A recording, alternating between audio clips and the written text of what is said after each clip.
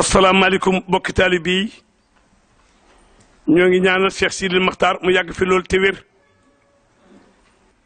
tey nag noo kër Cheikh Abdoulaye Lahad bu ngeen ñu déggee kër Cheikh Abdou Lahad lan moo ko waral bisam baa ngi jub si kenn du fàtte Cheikh Abdou Lahad waaye ñu fàttali leen ko bisam bii jub si le 18 juillet ci weer wi nu nekk di ñaar fukki fan ak ñett ci weeru kori di bisub talaata ku jaar ci pencum Touba jàkkaarloog jëfi Cheikh Abdou Lahad njolloor la duñ ko woon kenn ñëpp ci teg bët doomam ju baax jii nag woote na bisu Cheikh Abdou Lahad la ca Serigne Touba waxoon bis bu bis bi delsee ku ñëw ca bis ba am ca la Serigne Touba daale woon. ñoo ngi leen di nuyu ci turu Cheikh Sidi Mokhtar. Serigne Abdou Lahad day Serigne bi nee na bu fekkante du doomi Serigne Touba fitam wa fulaam ja faydaam ja matala ga doy na sëkk fu ñu ko wooteel ñu wuy ju mu wax ne it doon doomi Serigne Touba doy na sëkk darajey adduna ak yomal xiyam ak alaxira mboolem adduna ba adduna soo ba léegi lu baax lu fi nit mës a def wax nañu war nañu waxtu bu nekk ñu di ko wanee ko wax waaye rawatina ku mel ni Cheikh Abdou Lahad ndax jamono laaj na ko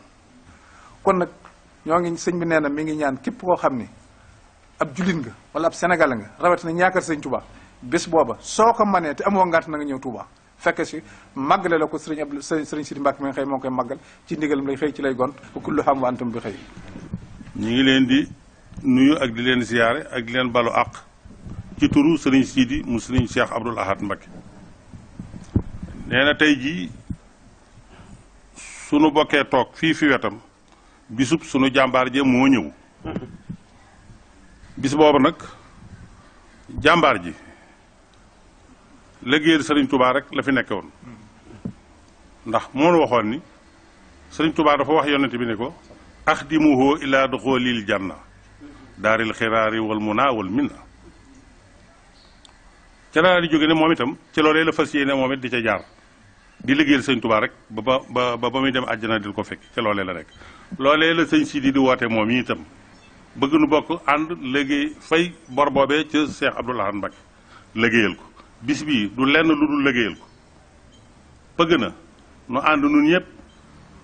wàcceel koy kaamil jàngal koy xasida lun man defal ko ay salaatu ala nabi lun man defal ko ay istixfaar lu waay man mi ngi koy sant bokk yëpp di ko yëgal bokk yëpp di ko yëgal taalibe yëpp te di ñaan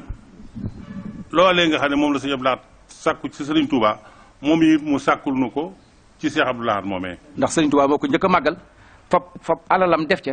waxoon ca bés ba ne ku fi nekk fu ne teraanga ji na doy sëkk ba keroog teraangaam joojoo doyoon sëkk moo law ba tey jii nun ñëpp mu dugg si ci nun sëriñ bi dafa waxoon naa jotal woote bi ci taalibe yi féeti bitim réew loolu nag suñ ko waxee dafa yaatu lool ba jéggi na dayoo kon mën nañu ko tàmbali ci Afrique ak li ko wër noonu mu ko santaane ci Afrique noonu la wàcc ba ci Europe mi ngi bu ñu waxee loolu nag dañoo beral Italie ñoom beral ga nag mooy dañoo bokkoon ci njëkk a sos di ko fa màggal ba ñu bari gis ne lii lu rafet lu neex sëñ